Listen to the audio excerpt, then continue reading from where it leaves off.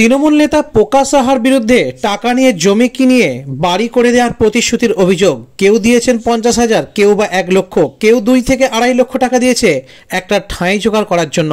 অভিযোগ, রেল লাইনের পাশে বসবাসকারী 64 পরিবারের থেকে টাকা নেওয়া হয়েছে বাড়ি করে দেওয়া হবে বলে। কিন্তু বাড়ি তো দূরের কথা বলতে গেলেও তাদেরকে দেখানো হয় হুমকি। এই বিষয়ে ডানকুনি বিজেপি মণ্ডল সভাপতি কি জানাচ্ছেন দেখুন। অন্যদিকে এই বিষয় নিয়ে ডানকুনি পৌরসভার পৌরপ্রধান হাসিনা শাবনাম কি জানাচ্ছে শোনাবো। রিপোর্ট নিউজ অগ্নি। 2017-তে প্রকাশ রাহা আমাদের বাড়িতে এসে বলে গেছে যে তোমাদের রেল থেকে তুলে দেবে, তোমাদের থাকার একটা ব্যবস্থা করতে হবে, যার কারণে তোমাদের যদি এখান থেকে তুলে দেয় তোমরা যাবে কোথায়। তার জন্য একটা কমিটি করেছিল। কমিটির মধ্যে আমাদের বেলতলায় একটা আছে, বেলতলায় আমাদের মিটিং হয়েছিল, যেখানে প্রকাশ রাহা, হাসিনা শাবনাম আর অনেক ওয়ার্ডের কাউন্সিলরও ছিল। দিয়ে মিটিংয়ে বলেছিল যে তোমরা 50,000 টাকা করে দাও, তোমাদের আমরা বাংলার বাড়ি করে দেবো বলে 50,000 টাকা করে সবার কাছ থেকে নিয়েছে। কেউ 1 লাখ, কেউ 1.5 লাখ করে এমনিও দিয়েছে।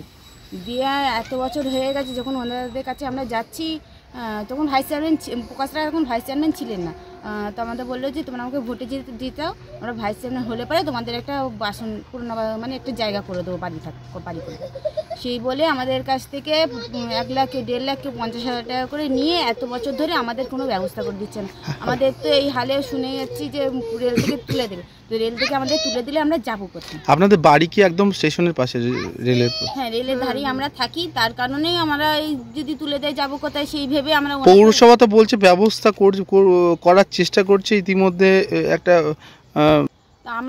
আমরা যখন ওনাদের কাছে যাচ্ছি তো ওনারা কেন এই বিষয়টা আমাদের বলছেন যে তোমাদের এইরকম ব্যবস্থা করে দিয়েছি, তোমরা কিছুদিন অপেক্ষা করো, বা আমরা কোনো খবর হলে বলবো।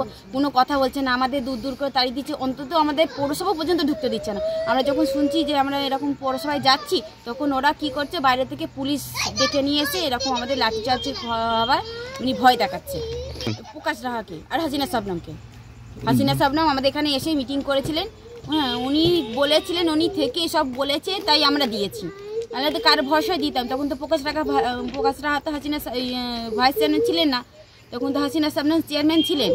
আরও ভরসা পেয়ে ওনার হাতে আমরা পয়সাটা দিয়েছি। হ্যাঁ, অন্তত আমাদের চেষ্টা করে বলতে কি, আমাদের তো রেল থেকে যখন তখন তুলে দেবে। আর আমি কতদিন ওনাকে বলবো যে উনি তো সব ব্যাপারটাই জানেন, উনি ভাইস চেয়ারম্যান, উনি তো এসব খবর তো ভালো করেই জানেন। তো এইভাবে টাকা মানে আপনারা দিয়েছেন আবাস যোজনার জন্য, তার জন্য কি কোনো জমি বা কোনো কিছু দিয়েছে? আমাদের মন বেড়ে বলেছিল যে জমি কেনা হয়েছে, আমাদের বলেছিল 24 কাঠা কেনার কথা, সেখানে কিনেছে ওনারা 17 কাঠা, তাও আমরা জানতাম না। আমাদের এই হালে কাউন্সিলর এসছে 2022-এ এসছে, তো ওনাকে বলতে আমরা অনেক করে, উনি আমাদের দলিলে জেরক্স দিয়েছেন, তাতে আমরা জানতে পেরেছি খোঁজ খবর করে যে উনি এত কাঠা জমি কিনেছে। তা আমাদের কে দিয়েছে এটা? কে হাতে দিয়েছেন আপনারা? আমাদের শুভজিৎ গাঙ্গুলি কাউন্সিলর।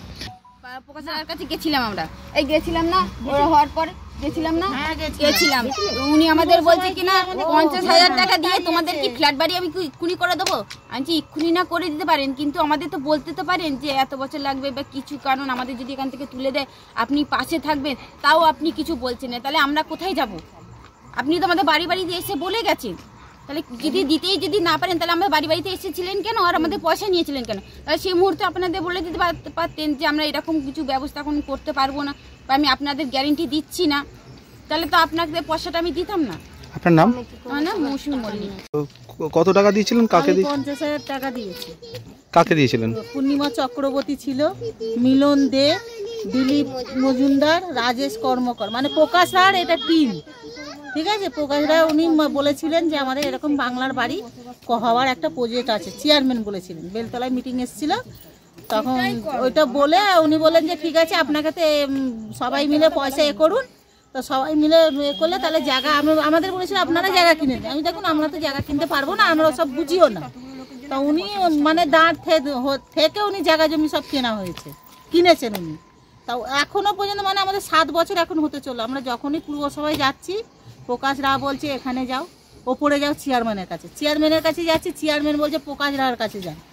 এই করে মানে আমাদের 7 বছর ধরে টাল বিটেল করে কাটিয়ে দিল। এখন কি চাইছেন? আমাদের বাড়ি চাই। আপনার নাম? আমার নাম মালতী ভগত। কাকে দিয়েছেন? দিচ্ছি পূর্ণিমা চক্রবর্তী আছে, দিলীপ মজুমদার আছে, রাজু আছে। কেন দিলেন? হ্যাঁ, প্রকাশ দা সবাইকে বলেছে যে ওনাদের হাতে টাকা দাও, তোমাদের জমি কিনে বাড়ি করে দেবো, তার জন্যই আমরা দিই। এখন কি চাইছেন? আমরা বাড়ি চাই। আপনার নাম? রেল লাইনে থাকি, আমার নাম কমলা চৌধুরী। ধারে দাঁড়িয়ে আছি, রেল লাইনে আমরা বাস করি। কখন বলতে কখন এসে উঠিয়ে দেবে, আমরা কোথায় যাব বাচ্চা কাচ্চাদের নিয়ে? আমাদের তার উপায় নেই কোনো। প্রকাশদা হাঁকে। কেন টাকা দিয়েছেন? আমাদের বাংলার ঘর করে দেবে বলে। কত টাকা দিয়েছেন? 50,000 টাকা। কতগুলো পরিবার দিয়েছেন? 64টা পরিবার। আপনার নাম? আমরা ভাইস চেয়ারম্যান আর চেয়ারম্যানের হাতে 50,000 টাকা, কেউ 1 লাখ টাকা করে আমরা এখানে থাকি। মানে আমরা পয়সা দিয়েছি, আর 7 বছর হয়ে গেছে, 8 বছরে পড়েছে, তো আমাদের এখনো কোনো ব্যবস্থা করা হয়নি। দেখুন, এটা যেটা হয়েছিল 2017-18 এই টাইমটাতে ওরা মানে এলাকার মানুষগুলো এসেছিল, রেল লাইন ধারে যারা বসবাস করেন প্রায় 64টা পরিবার, তারা তাদের কাছে নোটিশ এসেছিল, রেল কর্তৃপক্ষ নোটিশ দিয়েছিল যে আপনাদের উঠে যেতে হবে। সেই সময় তারা একটা অথৈ জলে পড়ে যায় যে কি করব আমরা।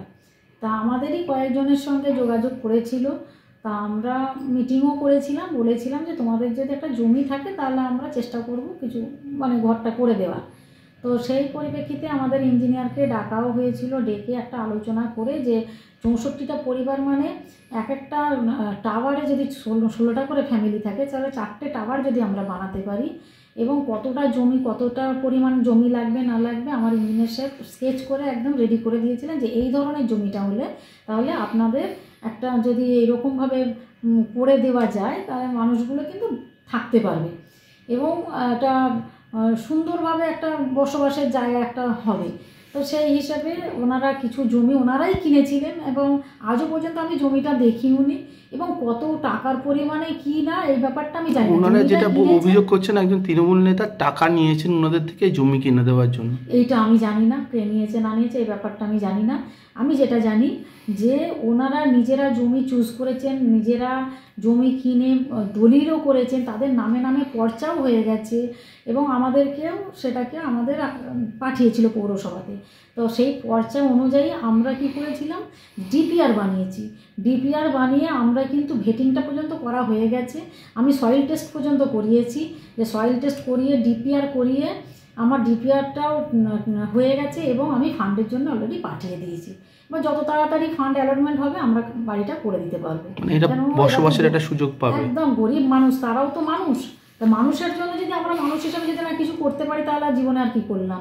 এবং স্টেশনের পাশে একটা জায়গা যেটা উচ্ছেদ হয়ে যাওয়ার একটা সম্ভাবনা আছে, এদেরকে ফ্ল্যাট হিসাবে টোটাল করে দেওয়া হবে না? একদম খুব সুন্দর ফ্ল্যাট হিসাবে এত সুন্দরভাবে আমাদের একটা চিন্তা ভাবনা রাখা হয়েছে যে 4টে যদি টাওয়ার হয়, সেই 4টে টাওয়ারের মধ্য দিয়ে মানুষগুলো 16টা করে ফ্যামিলি এক একটা টাওয়ারে থাকবে এবং তাদের যাতে মানে সুযোগ সুবিধা সব রকম থাকে সেই ব্যাপারগুলো আমরা মানে সবাই মিলে যে জায়গাটা নিয়েছে সেখানে 4টে টাওয়ার হবে।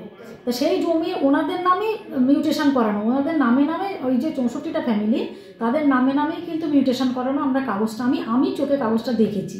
এবার যেটা আপনারা আবার বললেন যে কার নামে উঠছে, আমি ওসব জানি না, যেটুকু আমি জানি যে জমির কাগজ আমি দেখেছি বলেই আমি তখন ইঞ্জিনিয়ার সাহেবকে বলেছিলাম যে ডিপিআরটা বানিয়ে ফেলুন। ডিপিআরটা বানানোর পর আমরা কিন্তু যা যা মানে ওটা করতে গেলে 4টে টাওয়ার যে হবে সেটা সয়েল টেস্ট যেমন করতে হয় সেরকম করে নেওয়া হয়েছে এবং ডিপিআরও আমার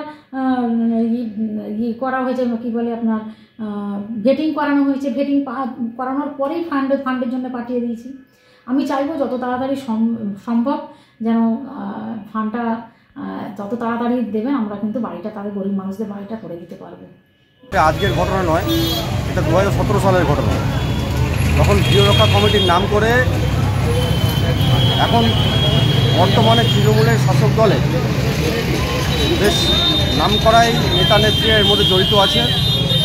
তারা এই গৃহরক্ষা কমিটির নাম করে অনেক টাকা পয়সা নিয়েছে। গরিব মানুষ যাদের শেষ স্বপ্ন ছিল মাথার উপর একটা ছাদ, একটা আস্তানা, এখনও অবধি সেই স্বপ্নের কোনো রকম মানে বাস্তবায়িত আমরা রূপ দেখতে পাইনি। কিন্তু যাদের থেকে নেওয়া হয়েছে 64টি ফ্যামিলি, কত দরিদ্র পরিবার, তারা দিন আনে দিন খায়, তাদের অবস্থা খুব খারাপ। কিছুদিন আগেও পৌরসভা ঘেরাও করেছিলেন ওনারা, তখনও কিছু সদুত্তর পাওয়া যায়নি। ওনারা অথই জলে পড়ে রয়েছেন। আগামী দিন রেলের কোনো প্রকল্পের কারণে যদি ওনাদেরকে উচ্ছেদ করা হয় তাহলে ওনাদের গাছতলা থাকা ছাড়া কোনো রাস্তা নেই। এই পৌর প্রশাসন এদেরকে নিয়ে যে ছেলে খেলা করছে এটা ডানকুনি মানুষের কাছে পরিষ্কার হয়ে গেছে। আর প্রকল্প কতদিনে বাস্তবায়িত হবে? 7 বছর কেটে গেছে অলরেডি, আরও কত 20 বছর যাবে কি 30 বছর যাবে সেরকম কোনো উত্তর এরা দিতে পারছে না। তাই মানুষগুলো অতই জলে পড়ে রয়েছে। দেখুন, কারোর নাম আমি বলতে চাইছি না, কিন্তু বর্তমানে অনেক নেতা নেত্রীর নামই উঠে আসছে ডানকুনিতে, যারা তৃণমূল ঘনিষ্ঠ এবং শাসক দলের বেশ ভালো রকম পজিশানে ওনারা আছেন। তাই কারা কারা জড়িত আছে এটা প্রশাসন দেখুক। আমাদের পুলিশ প্রশাসনের উপর আস্থা আছে।